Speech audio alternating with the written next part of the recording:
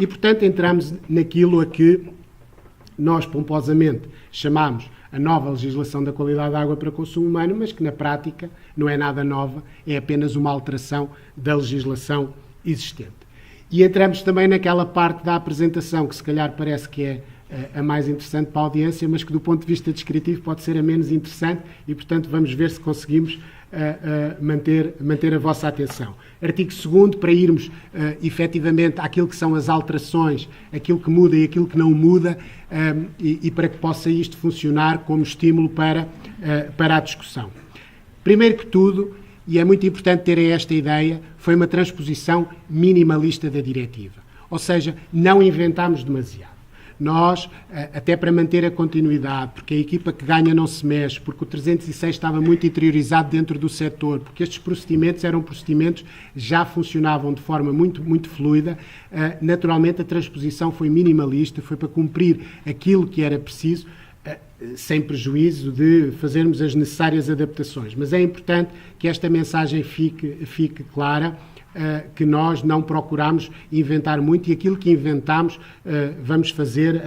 a devida referência e vão ver que também inventamos com algumas nuances. Atualizámos e adicionámos algumas definições, coisas muito de pormenor, a definição de acreditação, a definição de águas superficiais e subterrâneas. Eu não vou perder o meu tempo a elencá-las porque qualquer um de nós pode lê-las com atenção.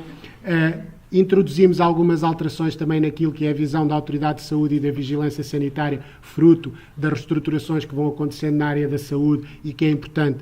manter essa atualização e porque a Autoridade de Saúde vai ter, nesta nova legislação, um papel mais interventivo, ou deve ter um papel mais interventivo, porque assim o determina a legislação. As definições naturalmente associadas ao processo de avaliação do risco, a avaliação do risco propriamente dita e depois a definição de perigo e a definição de risco. Clarificámos no artigo 5º algo que também não é muito inovador, mas que continua a fazer sentido, quais são as normas que não são aplicáveis aos sistemas de abastecimento particular, ou seja, há uma distinção muito clara entre aquilo que é o abastecimento público, ou seja, o abastecimento que chega às nossas casas todos os dias, e aquilo que são os abastecimentos particulares, quando o abastecimento público não está disponível. Estamos naturalmente a falar da indústria alimentar e de todas as outras atividades que utilizem água para consumo humano, mas não tendo a rede disponível, tenham que fazer utilização da mesma e, portanto, têm que dar cumprimento à legislação.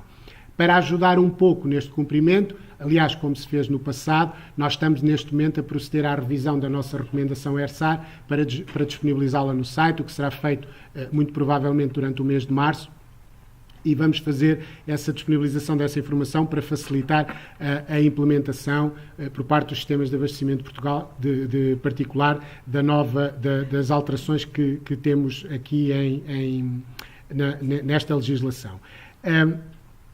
É importante, eu não quero deixar também de dar um enfoque. Nós continuamos muito empenhados em dizer como é que se cumpre a legislação, mais do que em punir quando a legislação não é cumprida. E, portanto, esta é uma mensagem que eu também gosto de deixar, mesmo pessoalmente. É muito importante nós empenharmos na garantia do cumprimento da legislação, em detrimento de nos empenharmos muito na verificação ou na procura das pequenas falhas. Naturalmente, se as encontrarmos e se elas existirem, se elas forem relevantes, teremos que atuar conforme a lei, somos obrigados a isso, estamos obrigados a isso pelos nossos estatutos, mas este tipo de sessões também tem este papel de dizer claramente o que é que se passa para dar todas as ferramentas para que toda a gente não ultrapasse os 120 km por hora na autoestrada. Artigo 6º é o artigo das normas de qualidade, não tem alterações significativas. O artigo 8º, que é um artigo importante, que tem as obrigações das entidades gestoras, introduz, então, temos aqui um pequeno erro, mas não é relevante, introduz a obrigatoriedade dos PCQAs serem suportados por uma avaliação do risco. Esta obrigatoriedade vai ser uma obrigatoriedade de implementação progressiva, como vamos ver mais à frente, mas a verdade é que a avaliação do risco aparece aqui como uma ferramenta essencial para a construção de um quadro analítico que deixa de ser praticamente igual para todos e passa a ser feito à medida de cada zona de abastecimento. Introduz a obrigatoriedade que já existia no 306, mas agora é uma obrigatoriedade mais obrigatória, que é a do controle operacional, a monitorização operacional, mas tem uma lógica muito importante, porque a monitorização operacional vai ser essencial para a avaliação do risco e, portanto, não serão só os resultados da demonstração de conformidade, os resultados do controle legal, mas os resultados da monitorização operacional, que são os mais variados, e, portanto, a monitorização operacional é, efetivamente, um passo que tem que ser dado. E aqui também chamava a atenção que nós no 306 tivemos a preocupação de introduzir a obrigatoriedade do controle operacional, embora não tivesse contraordenação associada, porque queríamos que o processo fosse gradual e, portanto, agora, efetivamente, a monitorização operacional é essencial. E introduz a obrigatoriedade da elaboração de um guia para um plano de comunicação nas situações de emergência. Eu não vou perder muito tempo a explicar porque é que a comunicação em situações de emergência é essencial. Toda a gente percebe que se não houver uma boa comunicação quando alguma coisa corre mal, certamente a resolução do problema também não vai correr bem. Não vou sequer falar de exemplos mais recentes que aconteceram no nosso país, noutros setores, mas que demonstraram de uma forma muito clara que quando falha a comunicação, falha a capacidade de resposta, falhando a capacidade de resposta, as consequências negativas de uma determinada situação são naturalmente maiores. Sobre este guia, nós vamos disponibilizar, aliás, ele está pronto para publicação, neste momento são só questões administrativas que ainda não o fazem estar no nosso site. Nós vamos disponibilizar um modelo orientador para que todos possam fazer o seu guia. Depois entramos num artigo 8º-A, que é um complemento ao artigo 8º e que fala da gestão do risco. Outra nota importante, gestão do risco não é obrigatória. O que estas alterações introduzem é a obrigatoriedade da avaliação do risco. A gestão do risco aqui é uma introdução nossa, que é para prepararmos o setor para quando a gestão do risco passar a ser um procedimento obrigatório. Esta obrigatoriedade ou esta transição é para garantir uma melhoria contínua em direção aos planos de segurança da água. Os planos de segurança da água são uma realidade incontornável. Nós vamos ter que caminhar nesse sentido para todas as nossas zonas de abastecimento, para todos os pontos de entrega das entidades gestoras em alta e, portanto, o que nós queremos ajudar com esta alteração à legislação é que isto se faça de forma contínua e mais gradual. Depois temos a indicação dos referenciais normativos. Portanto, como já referi lá atrás, há indicação de quais são referenciais normativos para esta avaliação e gestão do risco. E, naturalmente, a indicação de quem vai fazer este papel de verificação da avaliação e da gestão do risco é a ERSAR, numa lógica um bocadinho diferente daquela que é a fiscalização, como é conhecida hoje, porque estamos a falar de processos que são de construção de um melhor conhecimento da forma como o sistema de abastecimento está a funcionar e de todas as interações que ele tem com a sua envolvente. E, portanto, desse ponto de vista, é importante haver massa crítica para fazer a discussão das soluções encontradas por cada uma das entidades gestoras. Implementação progressiva e não obrigatória. Portanto, não está associado a um processo de contraordenação, mas nós estamos em crer que o setor, à semelhança do que fez no passado para outras matérias, o facto de não ser contraordenável não vai fazer com que as entidades gestoras descansem, com que os consultores descansem, com que todos os interventores no setor descansem, vai fazer com que as coisas funcionem desta forma, então, progressiva. Artigo 8º-B, outra pequena invenção que não consta da diretiva, a integridade física, o security. Hoje ninguém é alheio a estas questões relacionadas com a segurança das infraestruturas, com a segurança física das infraestruturas, com a proteção ao vandalismo e, acima de tudo, com a proteção ao terrorismo. Nós, o ano passado, fizemos um projeto piloto durante a visita de Sua Santidade o Papa a Fátima, para tentar termos uma capacidade de prevenção e resposta em eventuais cenários de ataque terrorista ao sistema de abastecimento de água. O projeto teve uma implementação muito satisfatória e nós introduzimos nestas alterações a obrigatoriedade das entidades gestoras elaborarem também, mais uma vez, um plano de comunicação, mas para a resposta a estas situações que estão associadas à security, à integridade física das infraestruturas. Também aqui a ERSAR, ainda com os trabalhos um pouco mais atrasados, relativamente ao plano de comunicação que referi anteriormente, mas também aqui nós vamos preparar um modelo que pode servir de baliza para depois cada entidade gestora preparar o seu plano de comunicação para eventuais situações. É preciso ter a noção de que mais tarde ou mais cedo pode acontecer e que consequências negativas vai ter sempre. E portanto, a nossa capacidade é termos uma capacidade de resposta rápida para que essas consequências negativas sejam o menos negativas possíveis. E também é preciso tomar nota, não esqueçam que 93% das nossas zonas de abastecimento são de pequena dimensão. E são essas que, do ponto de vista dos terroristas, são as mais apetecíveis. Ou seja, temos um universo muito maior para proteger do que as grandes zonas de abastecimento. E, portanto, tenham noção que, do ponto de vista da security, as zonas de abastecimento mais frágeis são as pequenas, são reservatórios pequenos, não são reservatórios gigantes, que nós temos tendência a proteger aquilo que são as nossas grandes infraestruturas de uma forma mais eficaz, e depois o nosso reservatório, que nós às vezes por brincadeira chamamos por cálice, os que têm 10 metros cúbicos, 20 metros cúbicos, 100 metros cúbicos e que ficam perdidos, algures no meio de um pinhal ou no cimo de um monte, parece que não são tão frágeis. Esses são, do ponto de vista do terrorista, são os mais frágeis. E, portanto, temos que ter noção de que este é um aspecto extraordinariamente importante. Nós vamos preparar, como vos tinha dito, um modelo de guia para que possam seguir e fazer o vosso próprio. E, portanto, mais uma vez, implementação progressiva e não obrigatória, mas certamente suficientemente forte para todo o setor caminhar neste sentido. O artigo 10º não tem alterações muito significativas. Estamos a falar da escolha dos pontos de amostragem, estamos a falar das regras relativamente aos incumprimentos que são imputáveis à rede predial. Estamos a falar da acreditação dos laboratórios para a amostragem, da certificação dos técnicos para a amostragem, que era uma matéria que estava numa norma transitória e agora passa a estar no corpo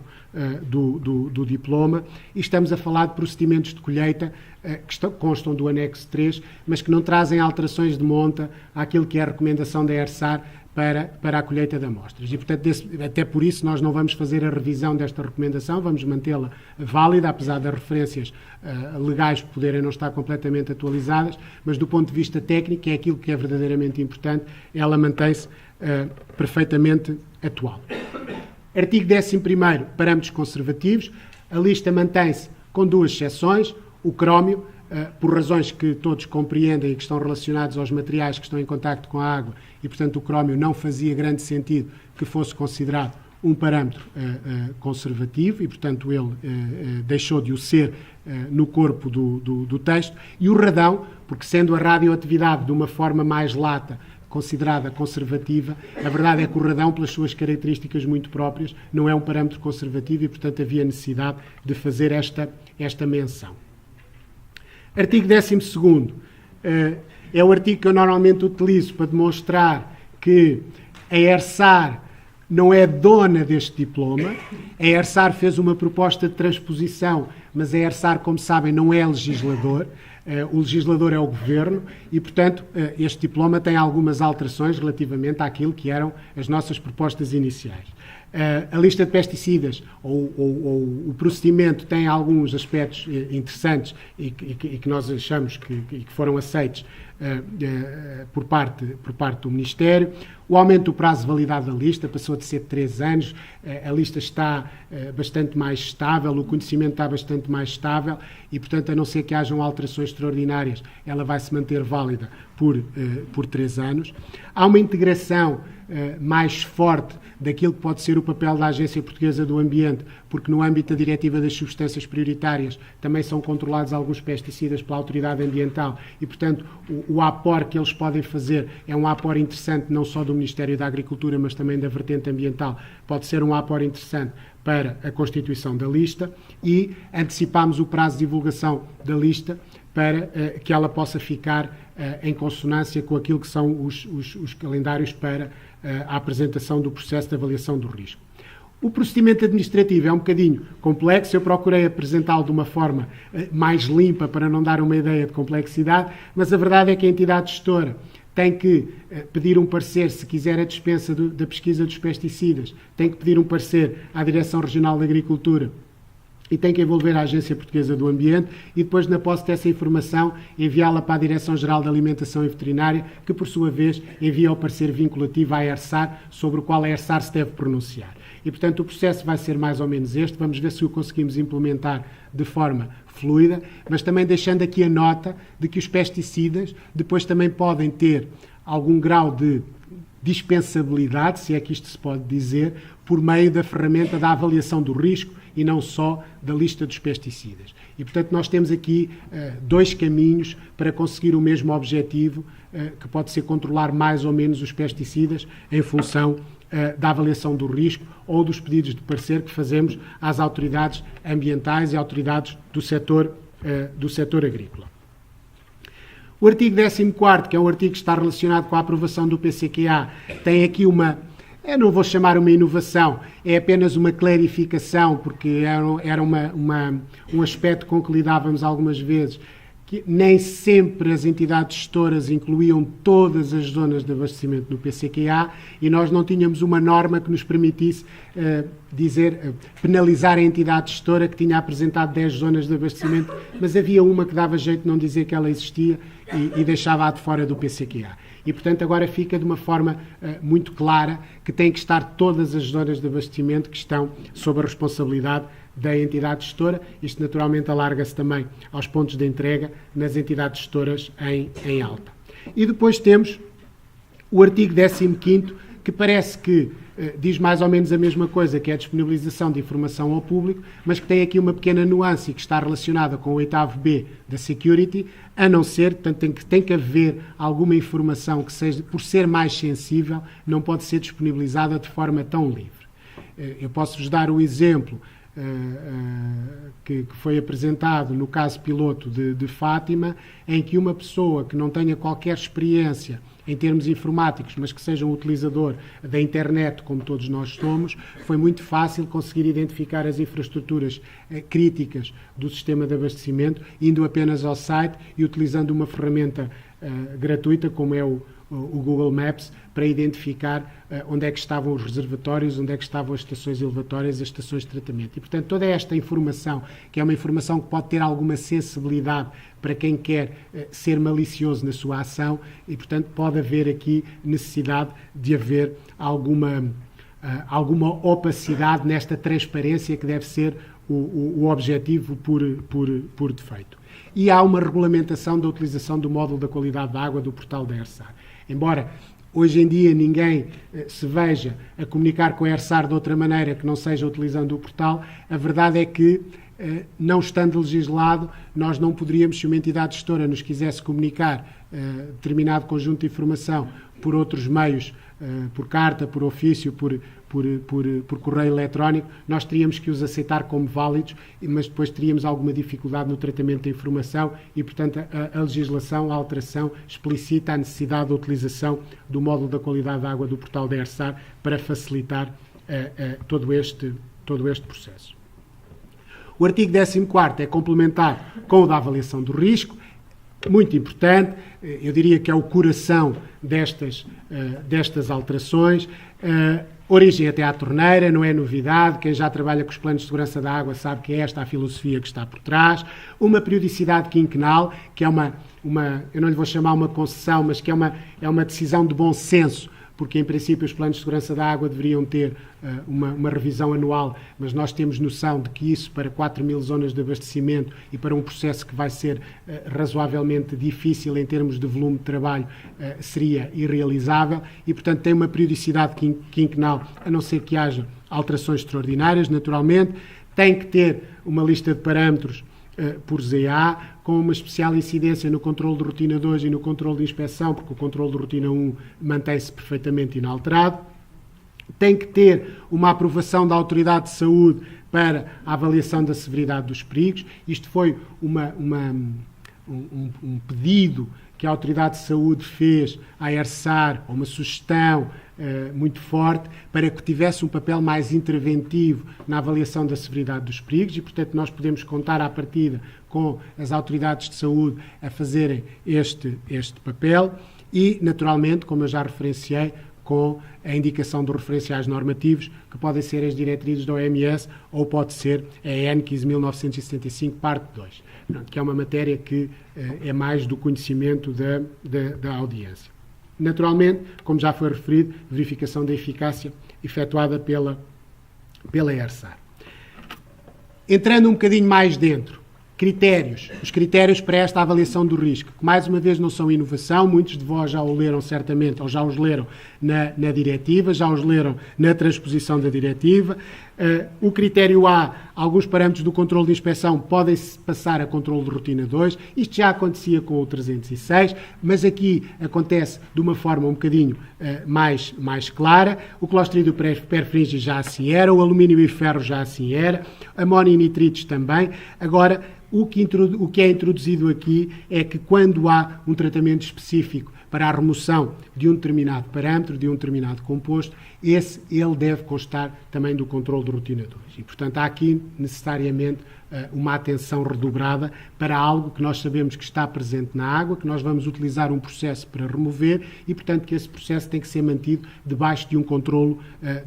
apertado, que no caso do controlo legal é incluí-lo no controlo de rotina 2. Depois temos um critério B, que é o critério que está relacionado com todos os outros parâmetros que o controle operacional vai dizer que são relevantes. E, portanto, e daí a importância do controle operacional, daí a importância da obrigatoriedade do controle operacional, daí a importância, eu diria, de um controle operacional que é incontornável. Não temos volta a dar. O controle operacional temos que passar àquela fase em que eu diria que são cada vez menos as entidades gestoras que o fazem, mas aquela fase em que o único controle que faziam era um controle legal, aquele que estava previsto na legislação. E o controle operacional vai assumir aqui um papel extraordinariamente importante. Ele vai ser uma ferramenta essencial para se conseguir as dispensas, a supressão de parâmetros. E, portanto, ele também vai identificar aqueles parâmetros que nós temos que pesquisar mais e aqueles parâmetros que nós temos que pesquisar menos. E, portanto, aqueles que ele considerar relevantes vão ser aditados ao controle de rotina 2, passando, portanto, do controle de inspeção para o controle de rotina 2. E depois o controle de inspeção vai ter tudo o resto que não faça parte nem da rotina 1 nem da rotina 2, vai ter tudo o resto e, naturalmente, pode ter mais coisas, se houver algumas cabeças que se lembrem de outras coisas, mas que de forma fundamentada, do ponto de vista técnico, sejam elas autoridades de saúde, sejam elas a ERSAR. Na avaliação do risco, nós vamos disponibilizar naturalmente ferramentas para, de alguma forma, uniformizar este processo. Numa primeira fase, já está em período de testes, vamos disponibilizar um ficheiro Excel que vos vai permitir montar a vossa avaliação do risco com informação que vocês todos já têm dentro das vossas bases de dados, sejam bases de dados em papel, sejam bases de dados digitais, e, portanto, vai haver necessidade de compilar informação para conseguirem montar os vossos processos de avaliação do risco. A ideia é, em primeiro lugar, disponibilizar este ficheiro Excel, que é um ficheiro, como eu já vos disse, que está em processo de testes, mas mais tarde nós termos uma aplicação no portal que seja específica para isto e que facilite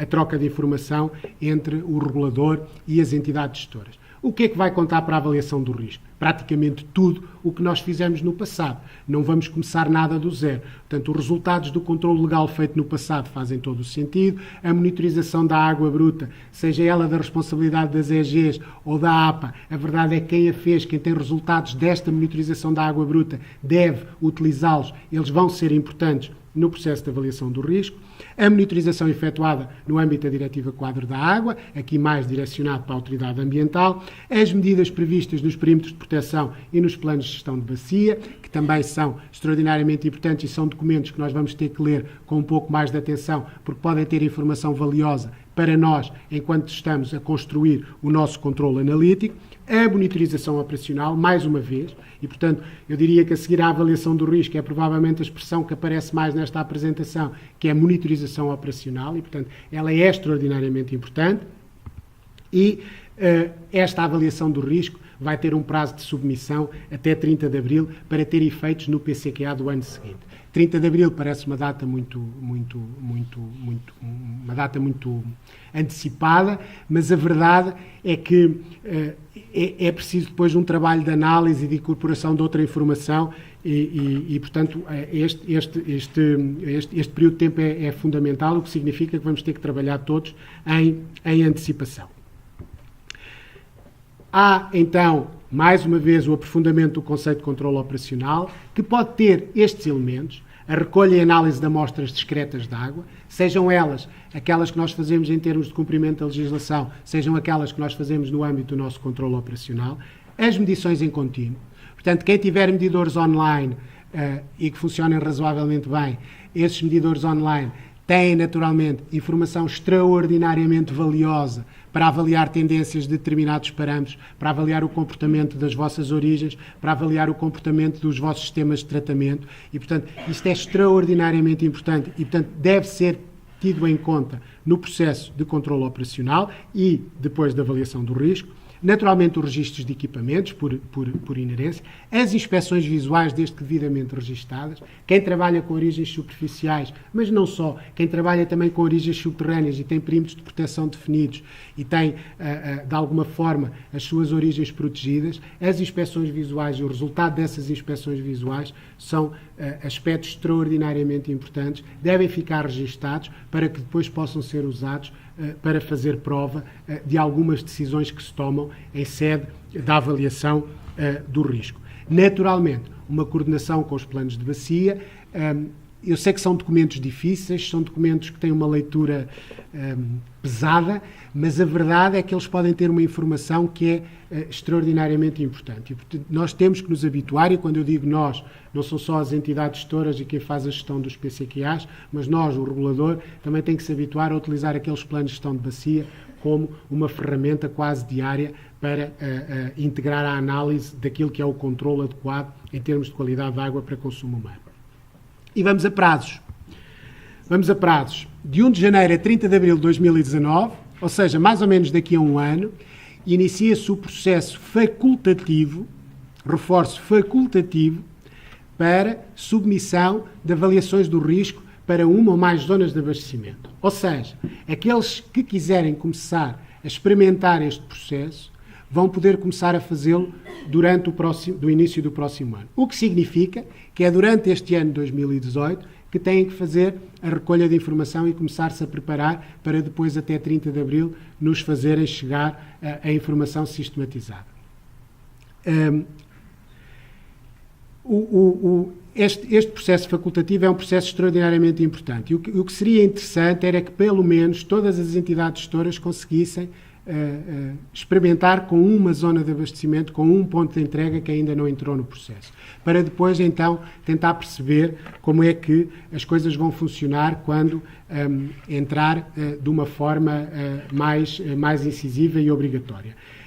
Uma chamada de atenção que, se assim for, quem quiser entrar neste processo, como eu já tinha dito, deve utilizar o ano 2018 para começar a recolher a informação, deve também, nesta altura, quando faz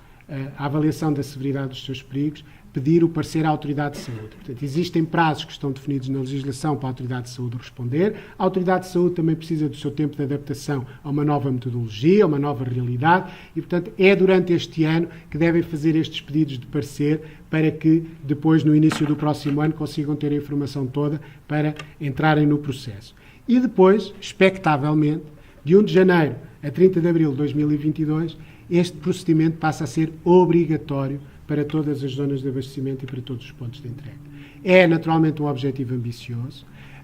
mas é uma forma de nós conseguirmos, para que neste período de 3, 4 anos que temos à nossa frente, nos PCQAs de 2023, consigamos já ter o país coberto com o controle da qualidade da água feito com base numa avaliação do risco. Isto tem imensas vantagens. tem vantagens de estamos a utilizar os recursos adequados para o fim a que se destina, porque estamos à procura daquilo que devemos procurar, estamos a gastar o dinheiro que devemos gastar, não estamos a procurar aquilo que nós sabemos que nunca vamos encontrar, que às vezes até pode dar jeito, porque nos dá percentagens de cumprimento muito mais interessantes, mas a verdade é que do ponto de vista daquilo que é o objetivo do trabalho, não nos traz valor acrescentado e, portanto, nós temos que nos centrar naquilo que são efetivamente os problemas que temos e não naquilo que são as virtudes que temos nos nossos sistemas de abastecimento de água. Não se esqueçam que vivemos a tal quarta era identificada pelo professor David Sedlak, em que estamos a falar da era dos compostos emergentes, estamos a falar da era dos poluentes que nós nem imaginamos que estão presentes na água e afinal até lá estão. Alguns não sabemos os impactos que têm em termos de proteção da nossa saúde e, portanto, é precisamente esta avaliação do risco, não tendo o papel que a penicilina teve no combate de muitas infecções, eu atrevo-me a dizer que a avaliação do risco é um pouco o antibiótico para os diferentes problemas ou para as diferentes doenças que nós vamos encontrar na água daqui para a frente, que são doenças diferentes daquelas que nós conhecemos hoje. Hoje continuamos todos muito empenhados na eliminação das bactérias coliformes, na eliminação das Escherichia coli, dos enterococos, na eliminação de compostos químicos que são razoavelmente triviais, mas a verdade é que temos que direcionar o nosso empenhamento para outras áreas, porque nestas já temos um grau de cumprimento bastante elevado, para outras áreas que efetivamente agora não estamos à procura e podem ter algum impacto na nossa saúde. Estes resultados da avaliação do risco, portanto, vão definir a tal lista de parâmetros e vão definir a frequência da amostragem, como já falámos. As linhas de tendência são extraordinariamente relevantes. É importante perceber que nós não vamos ter, nem poderíamos ter em nome de um bom resultado final, critérios que sejam demasiadamente fechados. O que é que eu quero dizer com isto? Eu quero dizer que, por exemplo, há um critério para a redução de frequência que consta da diretiva e consta naturalmente da nossa transposição, que é este critério que aqui está. 60% do valor paramétrico nos últimos 3 anos, portanto, abaixo de 60% do valor paramétrico, dá direito a uma redução de frequência. Mas atenção que esta redução de frequência tem que naturalmente corresponder também a uma tendência decrescente ou de alguma estabilização do composto ou da substância que nós estivermos aqui a falar. E, portanto, a análise não vai ser uma análise puramente matemática, uma análise puramente cega, é uma análise que tem que ser uma análise integrada. Aliás, a avaliação do risco é isso que ela preconiza, é uma análise integrada e, portanto, não podemos fugir a isto, aquilo que há muitas vezes eu gosto de chamar o espaço à inteligência, e se há coisa que o nosso setor tem é realmente uma inteligência bastante importante e, portanto, essa inteligência tem que ser utilizada numa análise muito criteriosa. E também há um critério de supressão, que naturalmente é mais exigente, estamos a falar de 30% do valor paramétrico, mas que não deixa de estar sujeito ao mesmo critério das linhas de tendência. Portanto, linhas de tendência crescentes são linhas de tendência que nós temos que evitar e, portanto, elas, mesmo que façam cumprir este critério, vão nos manter sempre alerta. Isto é quase um resumo da matéria dada, a manutenção dos parâmetros do controle de rotina 1, a alteração da rotina 2 e do controle de inspeção, que podem ser mais ou menos carregados com parâmetros e, portanto, há uma definição clara destes critérios, os tais critérios que falámos atrás, o critério A para os parâmetros com tratamento específico, o critério B para aqueles que estão relacionados com o controle operacional. E, portanto, isto vai dar origem à informação que vão submeter à ERSAR no âmbito da avaliação do risco. Outras modificações que são modificações de pormenor são razoavelmente importantes, por exemplo, a alteração do valor limite dos trialometanos, e para perceberem um bocado também esta lógica que nós fazemos do olhar integrado, se o limite são 100 microgramas por litro na torneira do consumidor, e se os trialometanos têm uma cinética de crescimento na água, naturalmente, quando estamos a falar do ponto de entrega de uma entidade gestora em alta, temos que ter o limite um bocadinho abaixo, porque se ele estiver nos 100, significa que na torneira do consumidor há uma forte possibilidade de ele não ser cumprido, e nós temos vários casos ao longo destes últimos 10, 15 anos que evidenciam isto mesmo, e, portanto, havia necessidade de fazer aqui esta adaptação. E depois há uma clarificação também relativamente aos desinfetantes, deixamos de dar importância apenas ao cloro livre e também são introduzidos valores de referência para o dióxido de cloro. Não deixam de ser valores recomendáveis, mas são valores de referência porque a aceitabilidade do consumidor continua a ser um aspecto muito importante.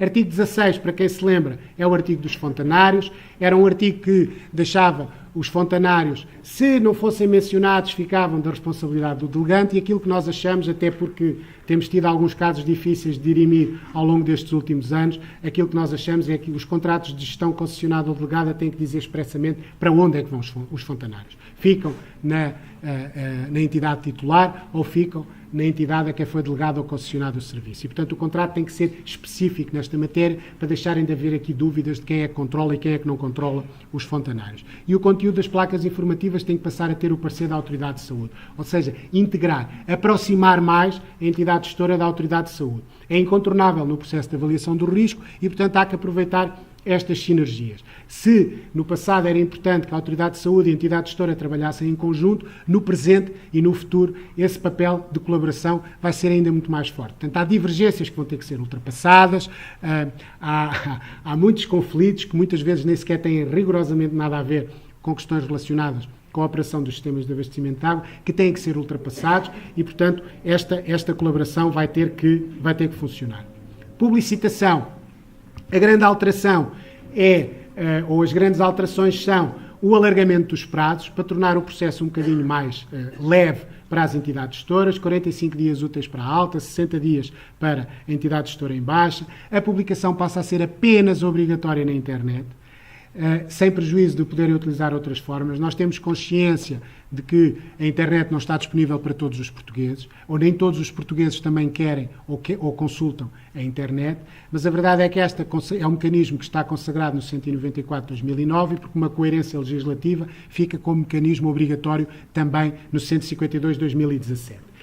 Sem prejuízo de poderem ser continuados a utilizar os editais, a publicação na imprensa regional, etc., etc. Mas a internet é um método obrigatório. A informação tem que estar disponível durante um ano, deixa de ser só aquela do trimestre anterior e, portanto, passa a ter, o cidadão pode passar a ter uma visão mais ampla deste processo e a alta informa a baixa também da publicitação trimestral, que era uma pequenina falha que existia no 306 e que foi aqui corrigido. E uma vez que a publicitação, sendo obrigatória na internet, deixa de exigir a produção de documentos na sua forma física, deixa de ser obrigatória a disponibilização por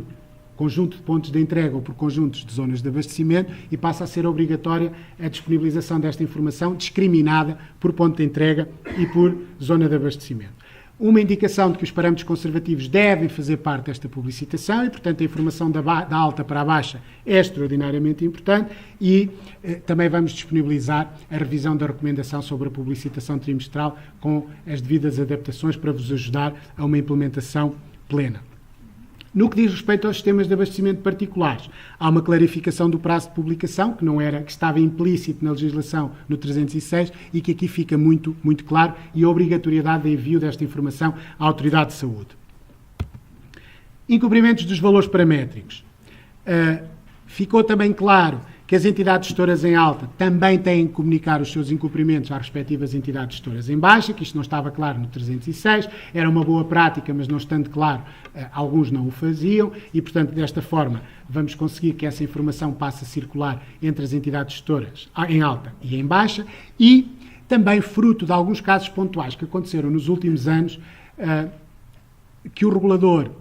não foi informado de algumas situações de emergência na qualidade da água, porque esses parâmetros não faziam parte da legislação, não faziam parte do 306, e que é um procedimento que tem duas visões. Tem uma visão, que era aquela visão descontraída, que era o regulador e eu próprio dizer não está na lei, não quero saber, e, portanto, não sou responsabilizado no processo de correção desse problema de qualidade da água, e tem uma outra visão, que é uma visão de nós estarmos comprometidos a trabalhar em conjunto, como temos estado nestes últimos anos, e que quando acontece algum problema, é importante o trabalho articulado entre os diferentes agentes do setor, e esse trabalho articulado dá também uma corresponsabilização. Portanto, quando nós estamos aqui a dizer que se a entidade gestora detectar um problema de qualidade da água, de um parâmetro que não esteja mencionado na legislação, que ela deve fazer a comunicação ao regulador, não estamos a impor nada à entidade gestora, estamos a dizer à entidade gestora, nós estamos aqui do vosso lado para nos responsabilizarmos convosco pelas medidas que vamos tomar em conjunto para ajudar a resolver o problema. E, portanto, entendam esta mensagem neste princípio, porque foi neste princípio que esta mensagem foi construída, não no princípio de haver alguma informação como aconteceu no passado, e depois nós vimos a saber que houve problemas de qualidade da água que não nos foram reportados, sem consequências graves, diga-se em abono da verdade, mas a verdade é que tudo corre bem quando corre bem, tudo corre mal quando corre mal. E se tivesse corrido mal, teríamos um problema significativo nas nossas mãos. Também aqui estamos a fazer a revisão da recomendação ERSAR e também aqui vamos disponibilizá-la em breve para que vos possa ajudar a fazer uma implementação plena disto. Há uma série de clarificações, a legislação anterior dizia que o prazo de investigação era imediato, os juristas dizem que o imediato tem que ficar clarificado o que é e, portanto, nós concordamos com os juristas, dizemos assim muito bem, são 5 dias úteis. Portanto, a entidade gestora, embora isto a nós, e desculpem-me eu dizer a nós, porque eu também durante muitos anos trabalhei numa entidade gestora, mas a nós que temos o incumprimento na mão, nós não queremos esperar por 5 dias para começar a perceber o que é que aconteceu. Nós queremos começar a tratar do problema logo. Mas a verdade é que para depois efeitos de validação de cumprimento da lei é preciso estabelecer prazos e os prazos estão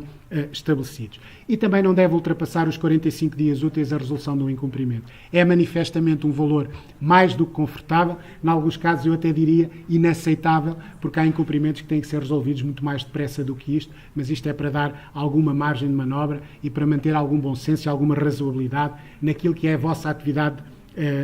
diária. E também fica muito claro que as entidades gestoras em alta, também nesta matéria, têm que fazer informação às entidades gestoras em baixa para que aquela ligação que a avaliação do risco pressupõe, que é da origem até à torneira, seja conseguida não só no processo de avaliação do risco, mas que seja conseguida na realidade. Ou seja, efetivamente, quem opera da origem até à torneira tem acesso à mesma informação. E, portanto, a legislação procura fazer esse papel. E temos naturalmente a obrigatoriedade do portal, porque, em teoria, se uma entidade gestora não vos quer dar ideias, bem, agora já vos podia dar, porque já não podem, em teoria podiam-nos comunicar os incumprimentos sem ser no portal, mas a verdade é que tem que ser no portal para tornar o processo mais simples. Materiais e produtos em contacto com a água. Não há grandes novidades, eu não me quero alongar muito sobre este tema, é um tema que está central na revisão da diretiva. Mas queria chamar a atenção para algo novo que foi introduzido, novo na legislação da qualidade da água para o consumo humano, não é novo no quadro legal nacional, que é a obrigatoriedade de todos os biocidas que são utilizados no tratamento da água estarem previamente aprovados pela DGS. E, portanto, é importante verificarem se nos vossos casos todos os biocidas que utilizam para tratar a água, se eles estão efetivamente ou não aprovados pela DGS, que é a autoridade nacional competente para o fazer, ao abrigo de uma diretiva comunitária. Laboratórios,